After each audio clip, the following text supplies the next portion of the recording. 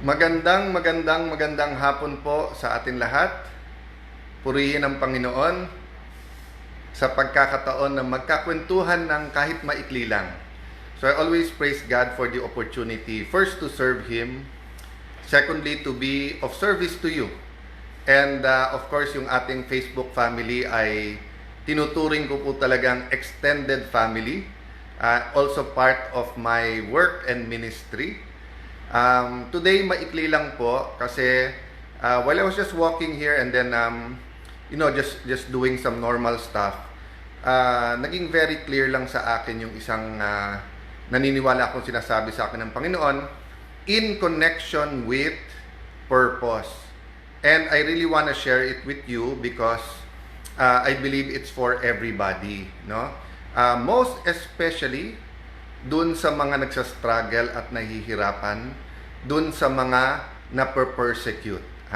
So kung kayo po ay dumadaan sa pagsubok ngayon, sa struggle, naper-persecute kayo,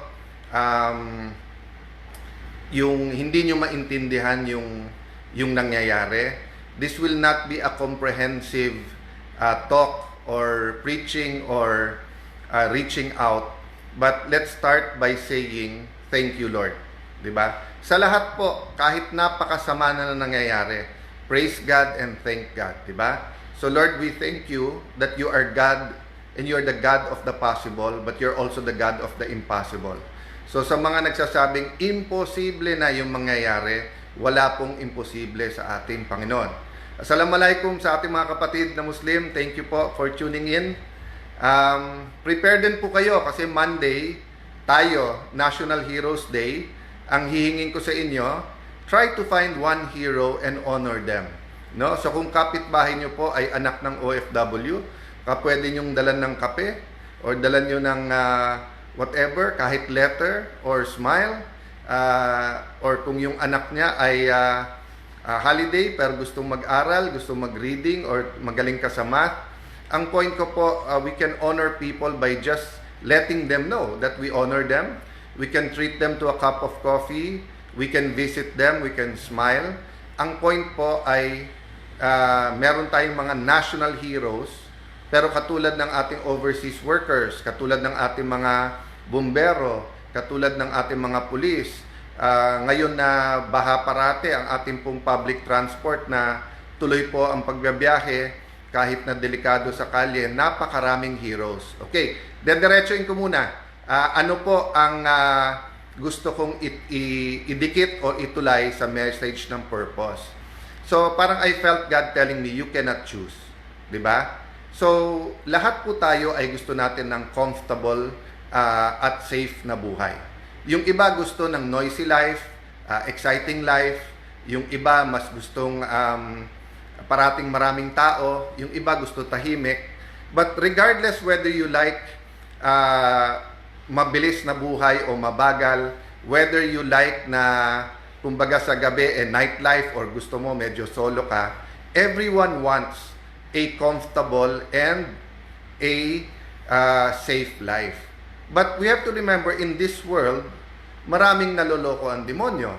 So, ang gusto po ng demonyo, corruption, poverty, violence, killings, stealings, rape, shootings, di ba? Yun ang gusto ng demonyo eh. So kung may plano ang Diyos, sabi sa Jeremiah 29:11, "For I know the plans I have for you, plans to prosper you and not to harm you, plans to give you hope and a future." Ang devil naman, hindi niya aaminin. Pwede rin niya i-quote yung Jeremiah 29:11, but siya ang gusto niya to steal, to cheat, to kill. Diba? Nandyan ang demonyo bilang isang fake na copy, 'di ba? Fake na copy pa, 'di ba? So ang ibig sabihin po, ang ginagawa ng Panginoon ay gusto niyang sirain.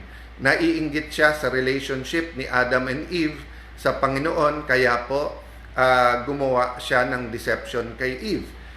Naiinggit po siya, nasisiraan ng loob pagka maganda relasyon natin sa Panginoon. Kaya gumagawa siya ng gulo sa ating lipunan, sa school, sa ating pamilya. So, ano yung relation yung sinabi kong you cannot choose? Because sometimes, katulad ko po ngayon, there are many really good times in my life. there are many victories po. Nakasubok din po ako ng hindi nanalo sa politika, di ba? Like for Vice President in 2016. Bago ako maging Senate President ngayon, nag-attempt ako noong 2016. Tapos inoffer sa akin before tinanggal si Senator Escudero at nilagay si Senator Tito, hindi ko kinuha. But may timing ang lahat. But my point is,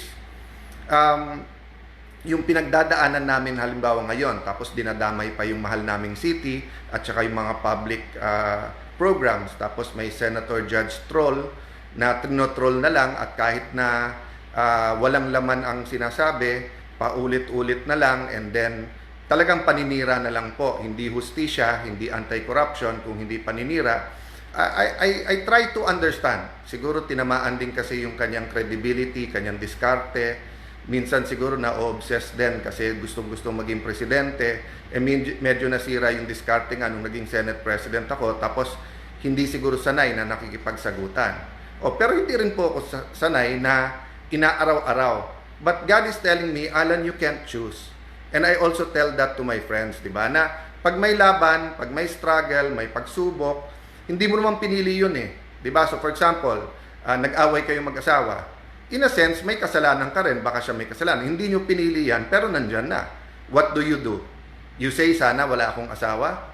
You say na hiwalayan na lang? Or you deal with the situation? Nag-away kayo sa pamilya. Nakaaway mo parents mo, nakaaway mo kapatid mo, you were disrespectful. Tama ka, pero disrespectful ka rin. Well, you find a way. It's not easy po. It's not easy. Pinagdadaanan ko rin yan. But ang point ko po, ganun din sa trabaho. Aalisin ka, pinagbintangan ka. Hindi mo pinili yon. Ikaw ang pinaka-hardworking, pinaka-honest. Kaya lang ikaw pinagbintangan. Hindi mo pinili yon. Pero kung may purpose po ang Lord, you have to have faith that His purpose will not only be achieved, pero sagot ka niya. Okay? So yung purpose po kasi, hindi tayo ang nagde-determine yan. Pastor Wilbert, safe flight. Nandiyan na pala kayo sa airport sa KL. Sheila Katrina, Vivian Quezada, Elatan Javier, Siang Bon, God bless you all. May meeting ako. Napaka-importante yung meeting kasi about anti-abortion, about how to strengthen the families. But I just wanted to share that with you. Akala ko kaya sa maikling panahon. Hello Rose Reyes. Hello Ricky Nelson de la Cruz. Henventer Cadiz. Yan. Marin San Pascual. Yan. So guys, akala ko kaya ko ng maikli. Pero mahabang topic din pala to. But I just wanted to encourage everyone, kung kayo'y dumadaan sa persecution, kung kayo'y dumadaan sa struggle, dumadaan kayo sa problema sa pag-aaral ng anak, problema sa health and everything, no? You did not choose that, but you can choose to have faith in God. You can choose to fulfill your purpose. Ang nagbibigay kasi po ng purpose, yung gumawa, yung manufacturer, yung creator. So, hindi pwedeng sabihin ng cellphone, gusto ko maging martilyo. So, ipampukpok muna ako. Madidepress yun, masisira. Di ba? Hindi rin pwedeng sabihin ng martilyo, gawin mo ako cellphone, pag ginanong ko yung martilyo, sabihin nyo, sira ulo ko.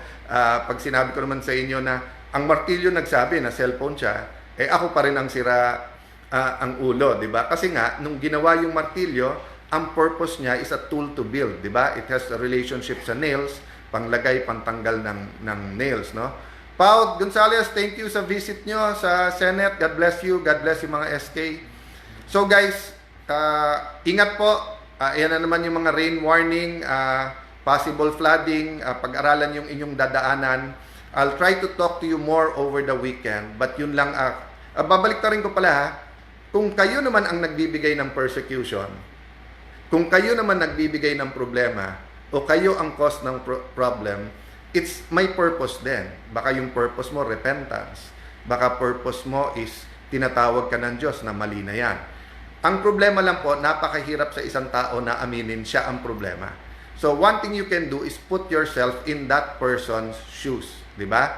And then, try to see bakit kanya, kung tao po kung tao yung gumagawa niyan sa iyo. Sian Amers, Miles Hussein, Raymond Jola, God bless you guys.